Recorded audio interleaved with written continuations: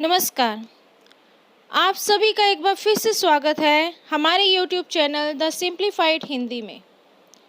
मैं डॉक्टर नवनीता भाटिया एक बार फिर से आपका स्वागत करती हूँ। पिछली अपनी वीडियो में मैंने आपको कक्षा 9 की मेरे संग की औरतें पाठ की व्याख्या बताई थी, जिसमें आपको मैंने बताया था कि जो लेखिका है उसने इस पाठ में अपने जीवन के बारे में बताया है, अपने जीवन की व्याख्या उसने दी है कि उसका जीवन किस प्रकार का था, किन किन लोग जो थे उनका रोल उसके जीवन में रहा। लेखिका ने बताया कि माँ के करीब तो वो थी, लेकिन कभी भी उसने अपनी माँ को भारतीय माँ के जैसा नहीं पाया, क्योंकि ना तो उसकी माँ ने कभी लाड लड़ाया, ना ही कभी उनके लिए खाना पकाया। इसके अलावा लेखिका ने अपनी परदादी का भी जिक्र किया कि परदादी का परमात्मा के साथ सीधा ही कोई कनेक्शन था, जिसके कारण परदादी की बात परमात्मा को जल्दी से सुनाई देती थी, और इसी का ही परिणाम था कि घर में परदादी की मन्नत मांगने के बाद भगवान ने 1 या 2 नहीं बल्कि पूरी 5 कन्याएं दे दी। आगे उसने एक घटना का जिक्र किया जिसमें परदादी ने एक चोर को भी एक भला मानस इंसान बना दिया, जो कि चोरी करना छोड़कर खेती करना शुरू हो गया।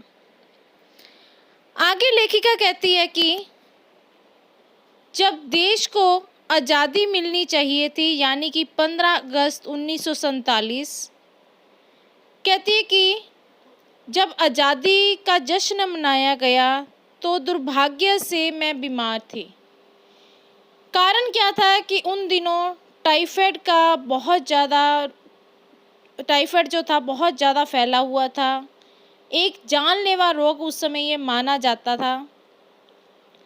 कहती कि मैंने बहुत कोशिश की, बहुत रोई धोई कि मुझे जश्न में इंडिया गेट में जाकर वहाँ जश्न में शामिल होने दिया जाए, परंतु फिर भी डॉक्टर ने मुझे इसकी इजाज़त नहीं दी और मैं घर पर ही बैठी रही।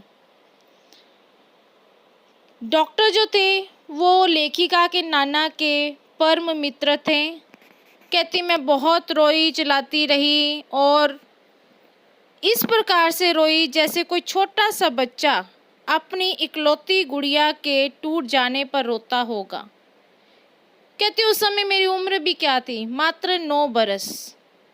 और कहते मेरे रोने से तंग आकर पिताजी ने मुझे ब्रदर्स कारामचोव उपन्यास पकड़ा दिए।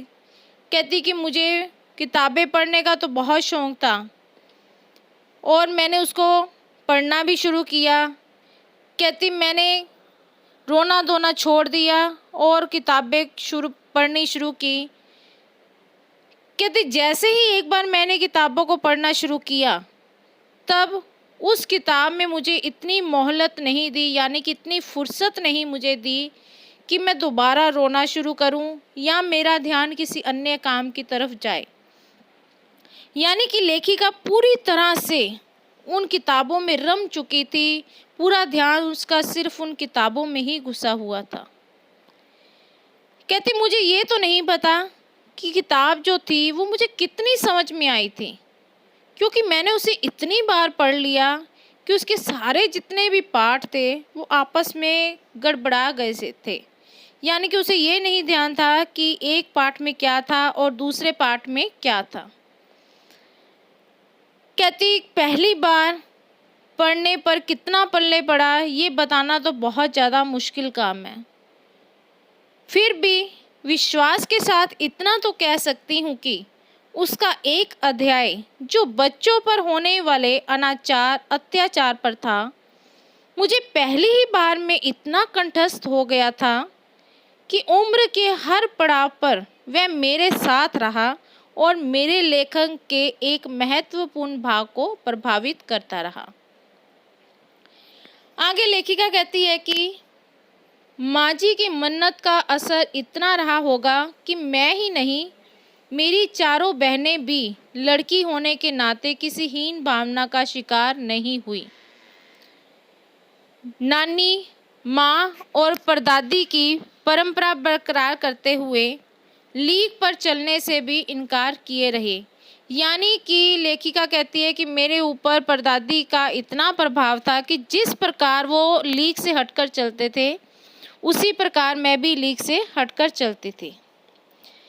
अब लेखिका ने अपनी बहनों के बारे में और अपने भाई के बारे में बताया है कि लेखिका कहती है कि पहली लड़की जिसके लिए मन्नत मांगी गई थी वह मैं नहीं, मेरी बड़ी बहन मंजुला भक्त थी, जिसका घर का नाम था रानी और बाहर का मंजुल।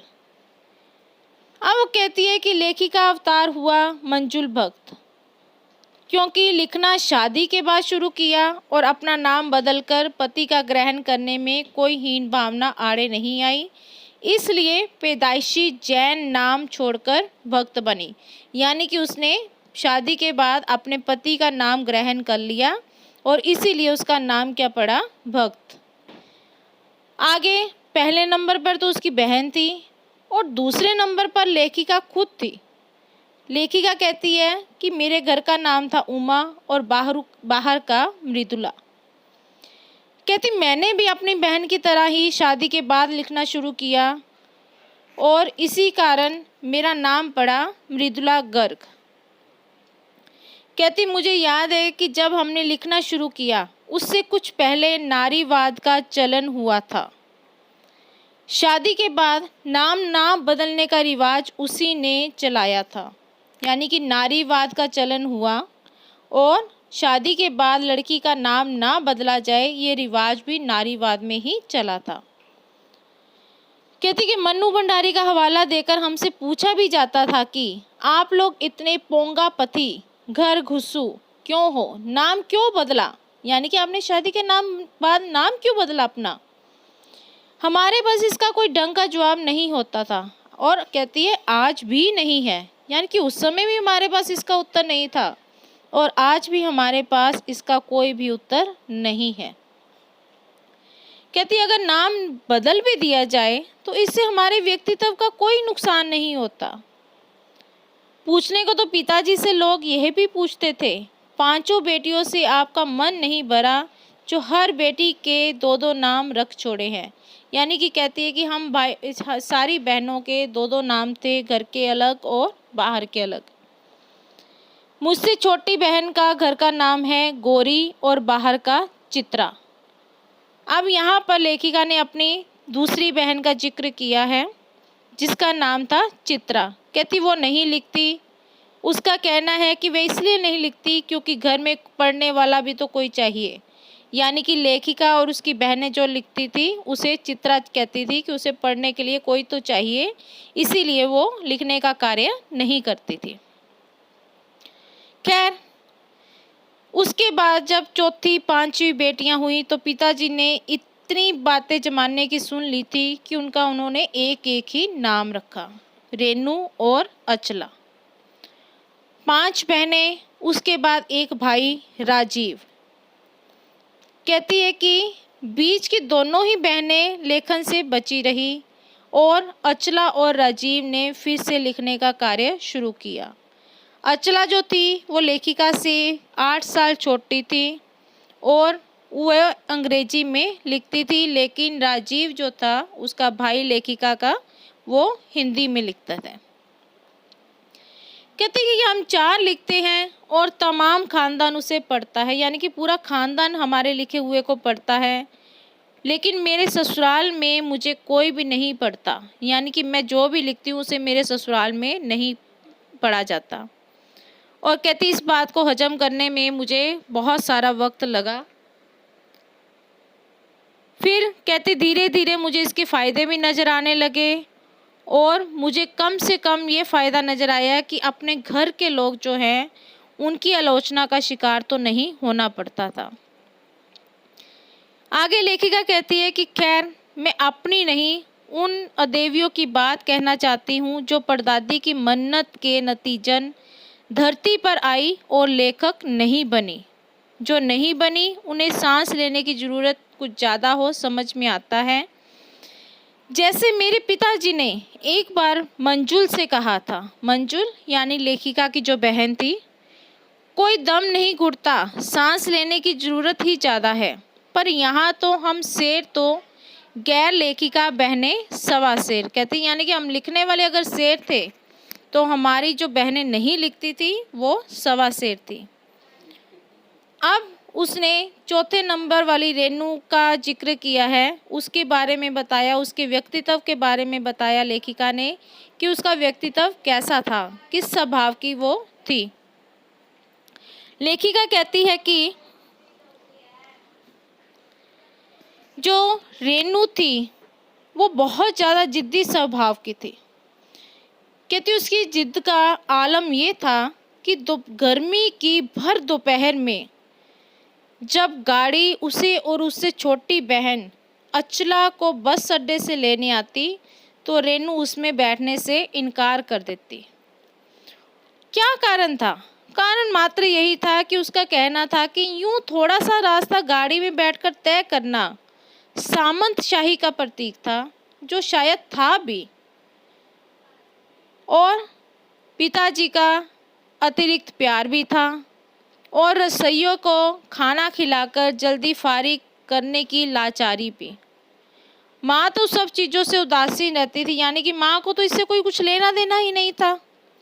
लेकिन पिताजी जो थे वो काफ़ी कुड़ते भुनते दिखाई देते थे कि देखो एक बहन तो गाड़ी में बैठकर आ रही है, यानी कि अचला जो है वो तो गाड़ी में बैठकर आ रही है, और रेनू जो है वो पसीने से तर बतर उसके पीछे पीछे पैदल ही चलती आ रही है।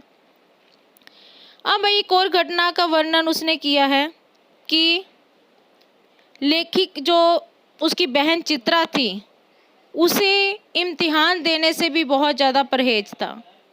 स्कूल तो जैसे तैसे पास कर लिया, परंतु जब बीए का इम्तिहान देने की बारी आई तो वो तो अड़ ही गई। उसने कहा पहले मुझे ये समझाओ कि बीए करके होगा क्या, क्यों इतना बीए करना ज़रूरी है। मैं तभी इम्तिहान दूंगी जब आप मुझे मेरी बातों का उत्तर देंगे। कहती कि हमने बहुत सारे तर्क दिए, बहुत सारी बातें कही। माँ ने आखिर में थक कर कहा कि पिताजी से जाकर पूछो, और पिताजी ने कहा अरे बीए पास कर लो, नौकरी कर पाओगी, शादी हो जाएगी, लोग इज्जत से देखेंगे वगैरह वगैरह, यानी कि बहुत सारे उसे तर्क दिए। लेकिन जो चित्रा थी उसे कोई भी जो तर्क था वो अच्छा नहीं लगा। आखिरकार उसी कुतर्क का सहारा लिया गया जो हमेशा ही माँ बाप के काम आता रहता है। क्या कहा? बीए करो क्योंकि मैं कह रहा हूँ। अब पिताजी ने गुस्से से कहा कि मैं कह रहा हूँ इसलिए तुम्हें बीए करना पड़ेगा। खैर रेनू ने बीए तो जैसे तैसे कर लिया, लेकिन किस कारण? सिर्फ पिताजी की खुशी के लिए, यानी पास होने के लायक जितने नंबर चाहिए थे उतने ही नंबर लेकर वो आई। और सच बोलने में, जहाँ हमारी माँ सच बोलने में आगे मानी जाती थी तो वो माँ से भी 2 कदम आगे थी। गनीमत तो ये थी कि आधा समय उसके सच सुनकर लोग सिर्फ यही सोचते थे कि वह मजाक कर रही होगी, इसलिए कि वो लोगों को हंसाए रखती थी।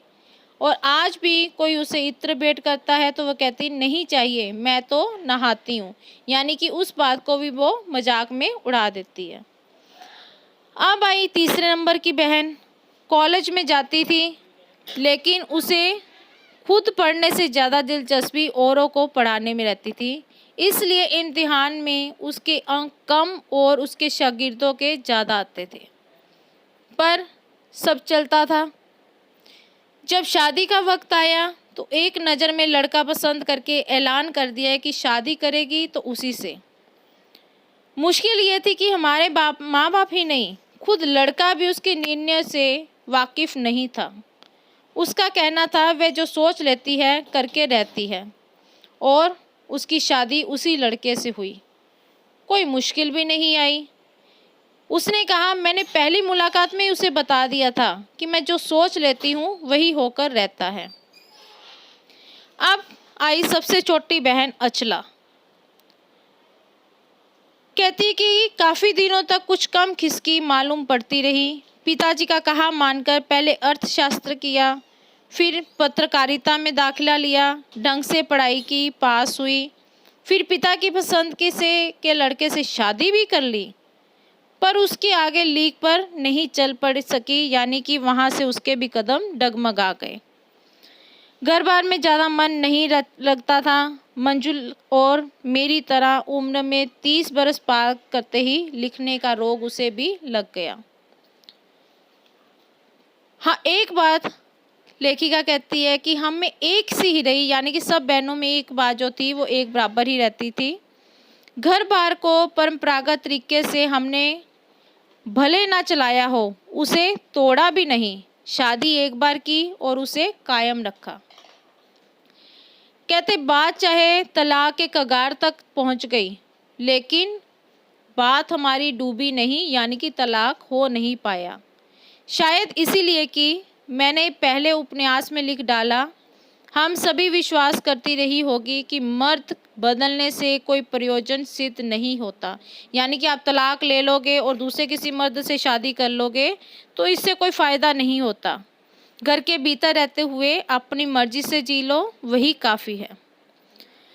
अब लेखिका कहती है कि शादी के बाद मैं बिहार के एक छोटे से कस्बे डालमिया नगर में रही, जहाँ मर्द औरतें चाहे पति पत्नी क्यों ना हो, पिक्चर देखने भी आते तो अलग अलग, यानी कि इतना वहाँ पर भेदभाव किया जाता था कि पति पत्नी अभी साथ नहीं चलते थे, और अगर उन्हें पिक्चर देखने जाना है तो वो भी अलग अलग जाते थे।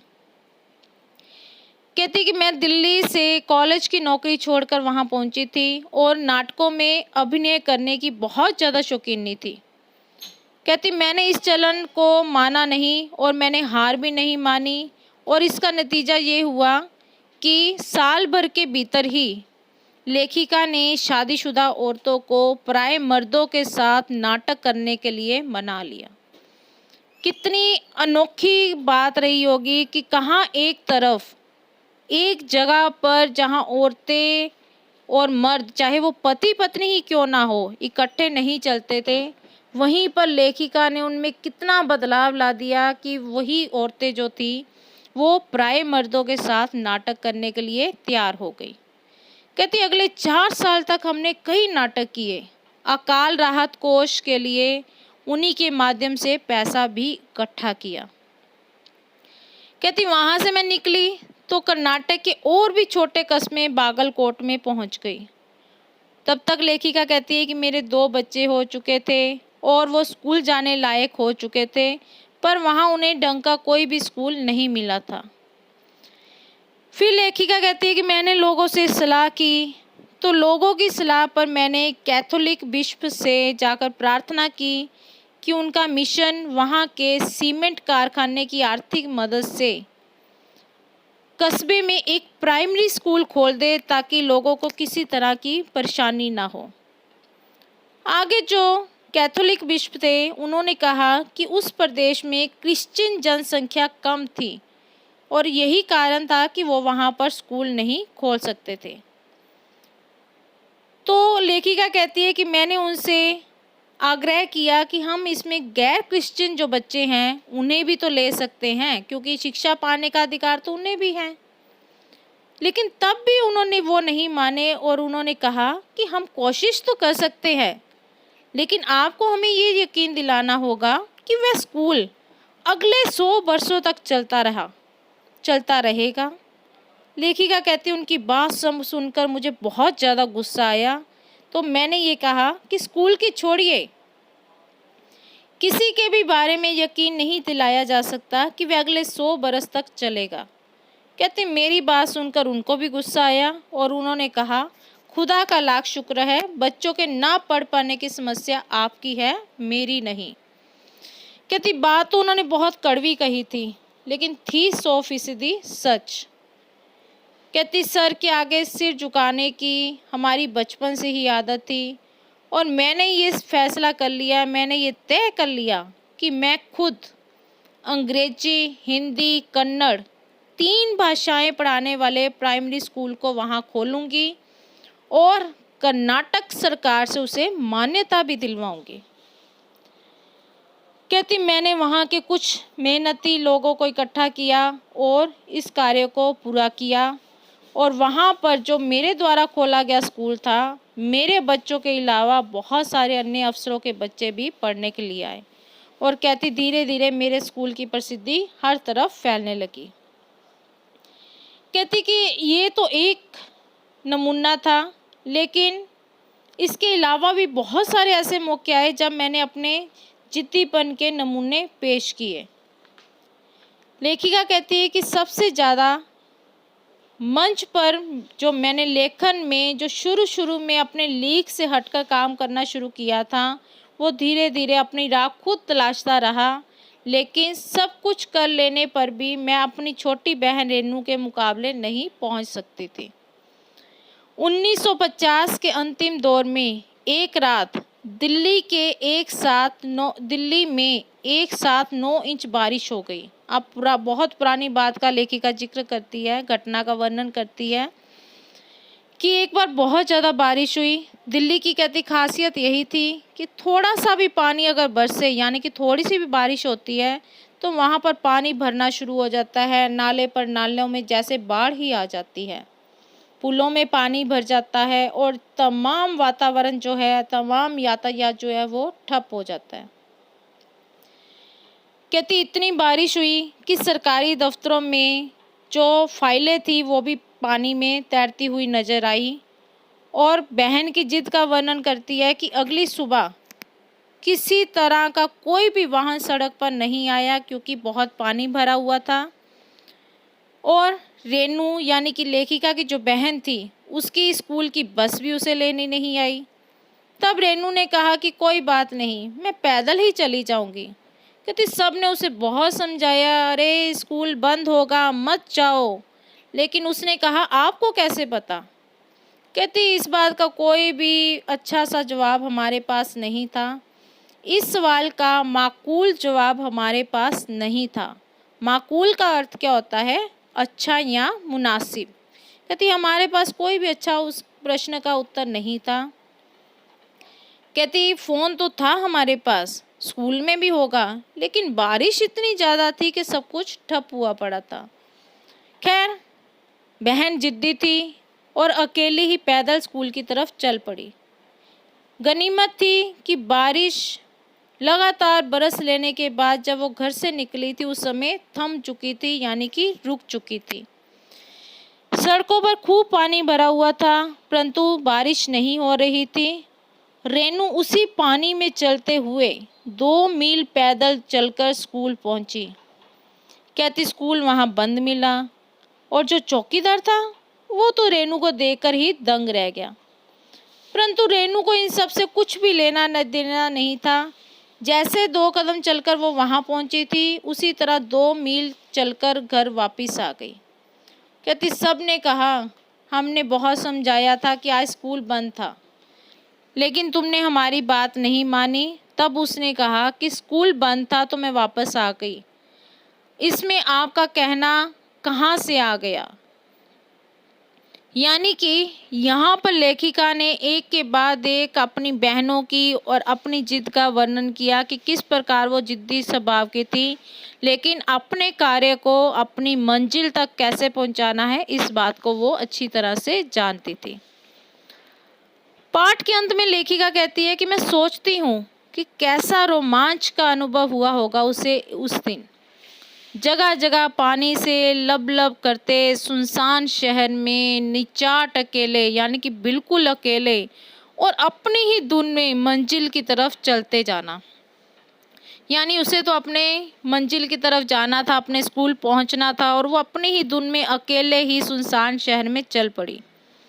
लेखिका कहती है कि सच अकेलेपन का मज़ा तो कुछ और ही है। यानी कि अगर हम अकेले अपना जीवन जीते हैं, अपनी मर्जी से जीते हैं, किसी की परवाह नहीं करते, सुनते सबकी हैं, करते अपने मन की हैं, तो हमारे अकेलेपन का जो मज़ा है वो तो कुछ और ही रहता है।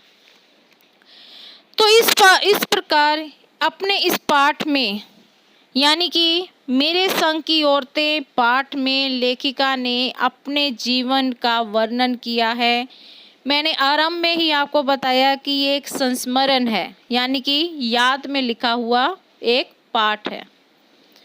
तो इस पाठ में लेखिका ने अपनी माँ की, अपने पिताजी के और अपनी बहनों के सबके बारे में बताया। सबका स्वभाव कैसा था, सब किस स्वभाव के थे, कितने जिद्दी थे और उनकी जिद ने उनके कामों को कैसे आगे बढ़ाया और उनकी मंजिल जो थी उनको वहाँ तक कैसे पहुँचाया। इन सब का वर्णन लेखिका ने अपने संस्मरण में किया है और बहुत ही आसान शब्दों में लेखिका ने इसका वर्णन किया, बहुत ही मार्मिक ढंग से इसका वर्णन किया है। तो पाठ के अंत में, अपनी वीडियो के अंत में, मैं आशा करती हूँ कि आप लोगों को मेरे द्वारा बताई गई वीडियो, मेरे द्वारा बताई गई जो व्याख्या है वो आसानी से समझ में आएगी। अगर ऐसा है तो जल्दी से अपना फ़ोन उठाइए, वीडियो को देखने के बाद, सारी व्याख्या को सुनने के बाद जल्दी से लाइक का बटन दबाइए, कमेंट्स कीजिए, हर बार बोलती हूँ बहुत ज़्यादा महत्वपूर्ण है मेरे लिए। शेयर कीजिए ताकि दूसरे लोगों तक भी पहुँचे। सब्सक्राइब कीजिए अगर आपने चैनल नहीं किया और बेल आइकन के बटन को दबाना नहीं भूलिएगा, क्योंकि ये आने वाली जो वीडियोस हैं वो आप तक आसानी से पहुंचेगी। इस पाठ से संबंधित जो पहली वीडियो है, यानी कि पार्ट 1 जो है इस पाठ का, उसका लिंक आपको डिस्क्रिप्शन बॉक्स में मिल जाएगा। एक बार फिर से एक नई वीडियो लेकर आप लोगों के सामने आऊँगी। तब तक के लिए धन्यवाद।